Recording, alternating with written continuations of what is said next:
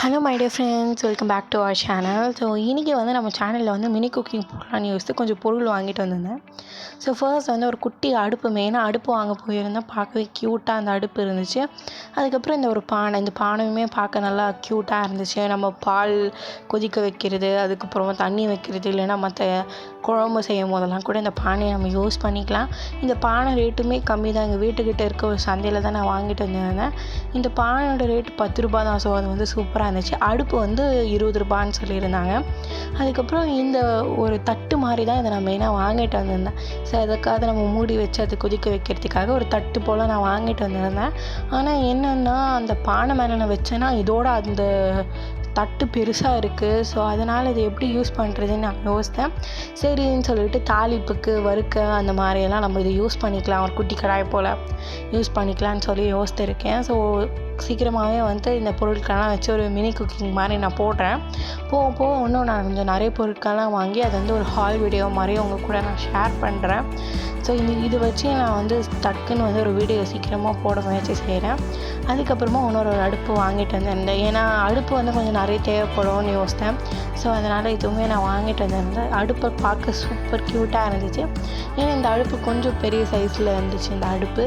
But இருந்தாலும் okay, ஏன்னா அந்த அடுப்போட கொஞ்சம் தான் இது பெருசாக இருந்துச்சு. அதனால் இந்த அடுப்பை வாங்கிட்டு வந்தாங்க. இது கொஞ்சம் பெருசாக இருக்கிறதுனால இந்த 30 ரூபான்னு சொல்லியிருந்தாங்க. அந்த மூடி மாதிரி சொல்லியிருந்தது 20 ரூபாய் சொல்லியிருந்தாங்க. ஸோ இப்போ ரொம்பவே எல்லாம் எக்ஸ்பென்சிவாக இருக்குது. ஸோ இது செட்டாலாம் இல்லை, நான் தனித்தனியாக தான் போய் வாங்கினேன். அங்கே இது வேணும் அது வேணும்னு சொல்லி கேட்கும்போது தனித்தனியாக அதுக்கு ரேட் தான் சொன்னாங்க. செட்டாக எதுவும் கிடைக்கல.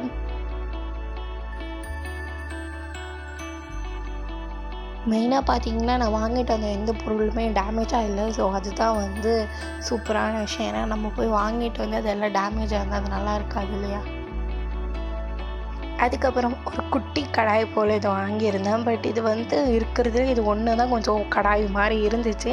ஆனால் இருக்கிறதுல இதை சின்ன சைஸ் நான் வாங்கிட்டு வந்திருந்தது. ஆனால் அது பார்க்க கொஞ்சம் பெருசாக தெரிஞ்சிச்சு. ஏன்னா கம்பேர் பண்ணும்போது அங்கே இருக்க குட்டி பானை, அடுப்பு அதெல்லாம் பார்க்கும்போது இது கொஞ்சம் பெருசாக தெரிஞ்சிச்சு. ஸோ அதனால தான் நான் அந்த அடுப்பையும் வாங்கியிருந்தேன். ஸோ நீங்களே பார்க்கலாம், அது கொஞ்சம் பெருசு தான் கண்டிப்பாக.